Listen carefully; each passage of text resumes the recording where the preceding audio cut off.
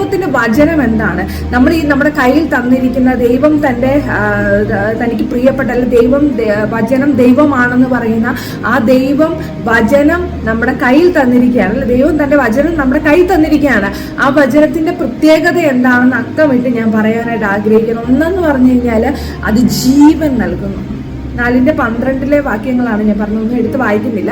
ഒന്ന്, ജീവൻ നൽകുന്നു. മരിച്ചതിനെ ജീവിപ്പിക്കുവാൻ ശക്തിയുണ്ട് എന്തിന്? ദൈവവചനത്തിന്. 2, ചൈതന്യം നൽകുന്നു.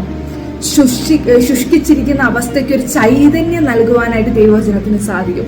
3, അത് മൂർച്ചയുള്ളതാകുന്നു. അതായത് നമുക്ക് കയറി ചെല്ലുവാൻ കഴിയാത്തത് ദൈവവചനത്തിന് കയറി ചെന്ന് ആ മൂർച്ചയേറിയ വചനത്തിന് കയറി ചെന്ന് പ്രവർത്തിക്കുവാൻ കഴിയുമെന്ന് ആ ഭാഗത്തിൽ പറയുന്നു. പിന്നെ 4, വേർപെടുത്തുന്നതാകുന്നു. നമുക്ക് തോന്നും അത് വേർപെടുവാൻ കഴിയത്തില്ല, അത് എൻ്റെ ജീവിതത്തിൽ അത് പറ്റിച്ചേർന്ന് നിൽക്കുവാണ്, അതിനെ വേർപെടുത്തുവാനായിട്ട് ആർക്കും പറ്റത്തില്ല, ഞാൻ പോലും ശ്രമിച്ചു കഴിഞ്ഞാൽ മാറാൻ കഴിയത്തില്ല എന്ന് വിചാരിക്കും.